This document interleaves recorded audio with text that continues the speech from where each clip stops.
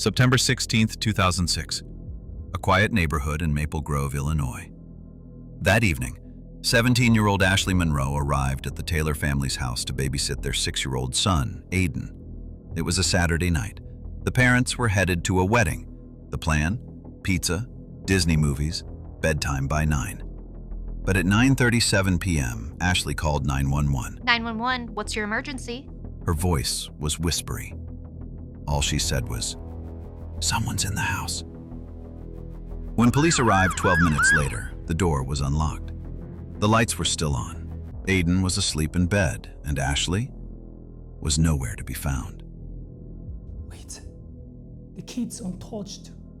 No forced entry. Where did she go? She just disappeared.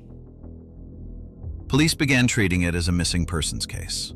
No blood, no struggle, no signs of foul play. The only clue? The 911 call. It was recorded, but never released publicly. According to the dispatcher, Ashley kept saying, "He's moving toward the hallway, but I locked the door. I think..." The door was not locked.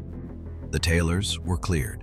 Their security system, outdated and mostly broken, hadn't picked up anything. 2 days later, police returned to search the home again. That's when they found a cassette recorder in the basement closet, an old handheld model. Inside, a tape. The label, "Do not listen." Of course, they listened. And what they heard changed the entire investigation.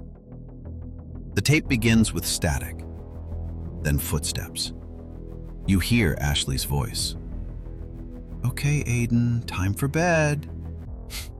There's laughter, the sound of cartoons, then creak, a creak, a long silence, and whispering. "Ashley, who's there?" No response, then clearer. "The door's open. Hello? Mr. Taylor?" Then a low male voice. "Ashley, you remember me?" Ashley screams, running. End of tape. The voice was never matched to anyone in the database. The Taylors claimed they didn't own the recorder, and the most disturbing part? The voice knew her name, but didn't say his. Bro, if you hear a voice that knows your name and you're alone babysitting, run. Don't even pick your shoes. Ashley's disappearance caught national headlines for a week, until something more bizarre happened. 2 towns over, in Clarksville, a woman cleaning out her deceased father's garage found a box of tapes. Inside, 8 cassettes, labeled with dates and female names. One of them said, Ashley M. 9/16. The voice on each was the same. Deep, calm, sinister.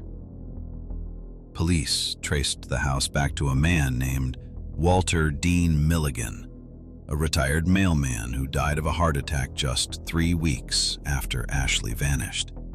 His fingerprints matched the tape player. But Milligan had no record, no history of violence, no family.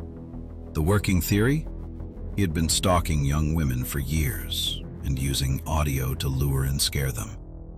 Ashley was just the last known one, but her body was never found.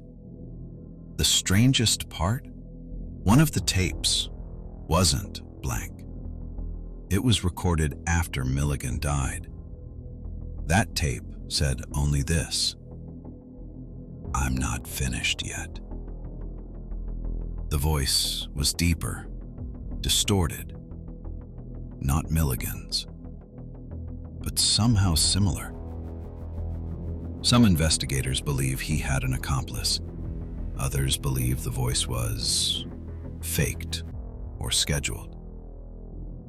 No suspects were ever arrested. Ashley Monroe was officially declared dead in 2011. But online forums still share her story every September. And every once in a while, someone posts a comment claiming to hear whispering coming through babysitter walkie-talkies in other towns. If I ever hear whispering through baby monitor, I'm burning the house down, not even calling 911. Some monsters don't use weapons. They use words, recordings, and silence. This was the story of Ashley Monroe, the girl who tried to call for help but was answered by a voice that didn't belong. When the house is quiet, you should be afraid of the sounds you still hear.